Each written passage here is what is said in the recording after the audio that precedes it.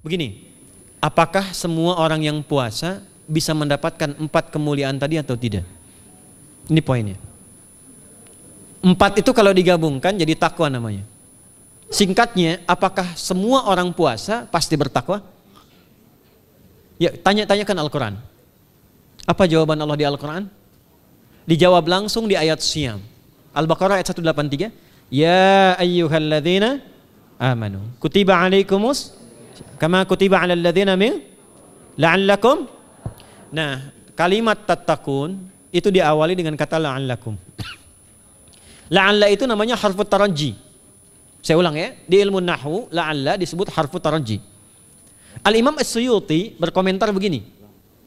Setiap ada satu harapan, keinginan besar yang ingin dicapai, tapi diawali dengan kata la'alla atau la'allakum, ini menunjukkan bahwa harapan itu, alhamdulillah, harapan itu tidak mungkin bisa dicapai kecuali dengan kesungguhan, keseriusan. Jadi ketika Allah menutup kalimat puasa, ayat puasa dengan kata la'allakum, seakan memberi kesan tidak semua orang puasa akan mendapatkan kenaikan takwa dan jaminan 4 kemuliaan tadi kecuali orang yang serius puasanya, orang yang sungguh-sungguh puasanya. Karena itulah untuk menunjukkan kesungguhan itu, bagian terakhir kita, Nabi memberikan 3 amalan utama. Saya akan bacakan dengan cepat 3 amalan utama yang dikuatkan oleh beliau kepada para sahabat sebelum tiba Ramadan dan sampai sekarang menjadi kurikulum Ramadan Nabi. Jadi kalau ibu bapak ingin mengeluarkan kurikulum Ramadan Nabi, nanti bikin agenda saat Ramadan ya, supaya nggak pusing nanti kalau masuk hari pertama apa yang dikerjakan, hari kedua apa yang dikerjakan, subuh apa, siang apa, sore apa. Cuman nanti saya berikan 3 yang pokok ini. Ada 3. 1, meningkatkan sholat. Saya ulang ya, meningkatkan apa? Sholat. Kalau meningkat secara singkatnya berarti bertambah dari yang sekedar fardu, tambah dengan apa? Sunnah. Maka dari sekarang keluarkan semua jenis sholat-sholat sunnah. Keluarkan dari sekarang apa saja, siang dan malamnya. Yang rawatib ada berapa rawatib? Rawatib 12. Ya, rawatib itu yang melekat dengan sholat fardu dan menentukan untuk memperbaiki sholat fardu. Menambah, jadi kalau kurang khusyuk ditambah dengan sunnahnya disebut rawatib. Bisa sebelum, bisa setelah sholat fardu. Ada 12 dari hadis Nabi SAW. Man shalla isnatai asyrata rak'atan, siapa yang sholat 12 rakaat fi yaumin wa lailatin, yang mengiringi sholat fardu siang dan malam, ya, bunyalahu bihinna baitun fil jannah, maka akan dibangunkan baginya satu rumah di surga kalau konsisten menunaikan 12 itu sampai meninggal dunia. Sahabat yang mendengar itu mengatakan kompak semuanya, sejak mendengar hadis itu kami usahakan istiqomah sampai meninggal tidak meninggalkannya. 12 itu 2 sebelum subuh, cepat. 4 sebelum zuhur, 2 setelah zuhur, 2 setelah maghrib, 2 setelah isya. 2 rakaat sebelum subuh, 4 rakaat sebelum zuhur. Kalau nggak bisa 4 rakaat karena terbatas waktunya, boleh 2 rakaat khusus untuk sebelum zuhur. Kalau nggak bisa 4, boleh berapa? 2. Dalilnya hadis Ibnu Umar radhiyallahu taala anhuma. Kata beliau, hafidtu asyra rakaatin, saya hafal 10 rakaat dari Nabi sallallahu alaihi wasallam salat sunnah. Maka menyebutkan sebelum zuhur 2 rakaat. Baik, jadi 12 ya, 2 sebelum subuh, 4 sebelum zuhur, 2 setelah zuhur, 2 setelah maghrib, 2 setelah isya. Ini yang disebut dengan rawatib. Jamak dari kata ratib. Di luar ini mutlak. Mutlak ini ada yang berdampingan dengan salat fardu, ada yang terpisah. Contoh yang berdampingan, 4 rakaat sebelum asar. 4 rakaat ini bukan disebut rawatib, tapi salat mutlak.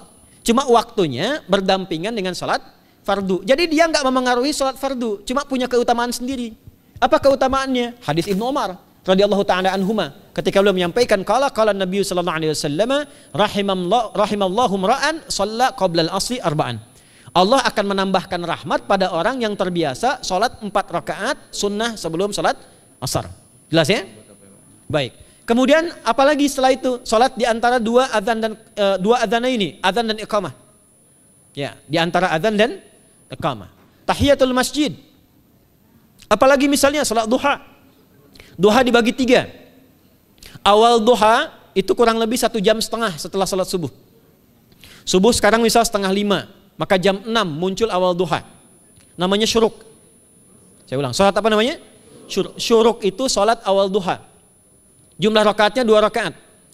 Man shalal ghadata fil jama'ati thumma yaqudu yadhkurullah subhanahu wa ta'ala fa yusalli rak'ataini fakana alaihi ka ajri umratin wa hajjin, ya ka ajri ummatin wa hajjin tamatan. Siapa yang salat subuh 2 rakaat dengan berjamaah, ya, dan umumnya kalau berjamaah bisa ke masjid di masjid. Kalau tak mampu ke masjid, tunaikan di rumahnya. Setelah itu tidak beranjak dulu, dia duduk untuk berzikir kepada Allah. Zikir itu bisa baca Quran. Quran surah 15 ayat 9 itu Quran disebut dengan zikir. Quran surah 54 ayat 17, 22, 32, 40 itu Quran disebut dengan zikir. Bisa baca Quran, bisa berdoa. Doa disebut dengan zikir. Quran surah ke-7 ayat 205. Ya. Bisa dengan apa lagi? Bertafakur, ya, mengaji, ta'lim, itu disebut dengan zikir. Ali Imran ayat 190 191. Alladzina yadhkuruna Allaha qiyaman wa qu'udan wa 'ala junubihim wa yatafakkaruna fi khalqis samawati wal ard, ya, disebut dengan zikir. Bisa bertasbih. Zikir pagi petang, kalimat-kalimat thayyibah, ada itu di Quran surah ke-4 ayat 103. Jadi habis salat subuh zikir dulu.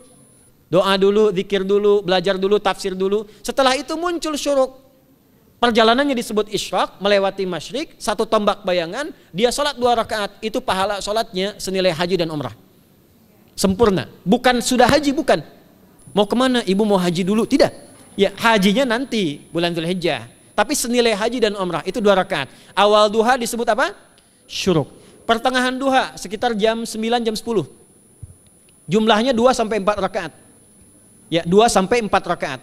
Apa fungsinya? 1, mengganti seluruh zikir yang ada dalam tubuh kita. Mata berzikir, telinga berzikir, lisan berzikir, bisa diganti dengan 2 rakaat duha. Itu waktunya pertengahan duha. Kurang lebih dari jam 8, 9, 10 lah, kurang lebih 3 jam itu. Ya. Yang kedua, bisa menghambat atau menghentikan, menahan satu musibah umum. Misal ada kebanjiran nih atau macet nih. Orang-orang kena macet. Bapak yang biasa sholat duha pertengahan itu tiba-tiba ditolong oleh Allah, dibebaskan. Tiba-tiba ada orang datang, Pak lewat sini, di sana macet. Atau dibimbing ada kontraflow. Itu manfaatnya duha tuh. Yang pertengahan. Yang terakhir adalah akhir duha. Sekitar jam 10 sampai jam 11 menjelang ke zuhur. Ya, akhir duha itu jumlahnya dari 2 bisa 4 sampai 8 rakaat. Di antara manfaatnya bisa mempermudah datangnya rezeki dengan izin Allah Subhanahu wa taala ketika ikhtiar. Itu duha. Nanti ke malamnya silahkan tahajud, tingkatkan tarawihnya sampai ditutup dengan witir. Itu salat. 2 yang terakhir saya cepat. 2 yang terakhir adalah banyak berinteraksi dengan Al-Quran. Ada 3 caranya. 1, banyak membaca. Itu namanya qiraah. Silahkan Bapak Ibu siapkan dari sekarang. Targetnya khatam misalnya 1 kali. Berapa juz? 30 juz. Kalau mau gampang bagi 30. Berarti 1 hari berapa? 1 juz. Paling gampang lagi supaya nggak capek ngajinya, supaya nggak capek. Bagi 1 juz 5 waktu sholat. Contoh, juz pertama itu Al-Baqarah plus Al-Fatihah. Al-Fatihah saya nggak hitung lah karena sudah hafal ya. Al-Baqarah itu 141 ayat, juz pertama. Bagi 5, 28. Jadi setiap ketemu waktu sholat, bagi 2 lagi. 28 bagi 2 berapa? 14. Sebelum sholat baca 14 ayat, setelah sholat baca 14 ayat. Itu 14 ayat tuh paling-paling nggak nyampe 5 menit Bu, Pak. Kalau investasi 10 menit setiap waktu sholat, bagi 2 kita baca 14 ayat, itu insya Allah selesai Ramadan khatam Quran. Itu udah rumus. Ya, tidak cukup dengan amin, siapkan dari sekarang. Siapkan. Ya. Kemudian mengkaji, kajian, tilawah. Itu tilawah itu di hadis Muslim pahalanya banyak. Ya, majtama'a qaumun fi baitin min buyutillahi. Ya, kita ngajinya Quran hadis ya, biar ya, lebih kuat dalilnya. Majtama'a qaumun fi baitin min buyutillahi yatsluna kitaballahi wa yatadarasuna fima bainahum. Ya, siapa yang bisa tilawah Quran, ngaji, tafsir, keluarkan misalnya untuk Ramadan 10 hari saya pengen tahu Al-Fatihah. Itu ketika dilakukan punya 4 keutamaan. 1, ghasyiyatuhum rahmah. Selama ngaji rahmat Allah dibentangkan. Kalau pengen doa cepat dikabulkan, kalau istighfar diampuni. Yang kedua, awas ini nazalat alaihimus sakinah, diberikan ketenangan dalam jiwa. Bapak Ibu pengen di rumah tangga nyari sakinah, isi dengan Quran di rumah. Amalan terakhir infak. Ya, hadisnya dari Ibnu Abbas, Ibnu Abbas radhiyallahu taala anhuma, qala, ya, beliau mengatakan kana Nabi sallallahu alaihi wasallam ajwadan nas wa ajwadu ma yakunu fi Ramadan. Adalah Nabi sallallahu alaihi wasallam itu orang yang sangat luar biasa dermawan dan lembut. Dan bertambah dermawan lagi ketika tiba Ramadan. Apa yang dilakukan Nabi? Mensupport sahabat, siapapun yang punya anggaran untuk infak, disiapkan sebelum Ramadan. Jangan berpikir banyak Bu. Yang penting ada anggaran, 30.000 nggak ada masalah. Setiap hari 1.000, tidak harus uang, makanan. Pernah dengar hadis ini nggak? Siapa yang memfasilitasi bukaan orang puasa walaupun dengan sebiji kurma dan sehirup air, maka dia mendapatkan pahala seperti orang puasa itu tanpa dikurangi sedikit pun. Ada? Hadisnya sahih di At-Tirmidzi. Tapi bukan berarti nyari kurma ke Tanah Abang setiap hari satu. Terus minumnya satu sedotan aja ganti-ganti. Ya, maksudnya apa? Yang paling minimal kita bisa keluarkan. Itu pahalanya 700 kali lipat dikali 10. Paling standar. 700 kali itu standar biasa di hari ini. Dalilnya Al-Baqarah ayat 261 yang dibacakan Adinda tadi kita itu. Ramadan kali 10 lagi. Maka dari itu disiapkan dari sekarang untuk infak. Kalau kami di desa itu, ibu saya selalu kalau Ramadan itu RT-nya setiap rumah. Ini untuk bukaan hari ini rumah A, rumah B, rumah C. Bukaan besok rumah A, rumah B, rumah C. Boleh tuh di PWM Pak dipraktikkan. Ya, misalnya anggota perserikatan siapa dikasih kesempatan.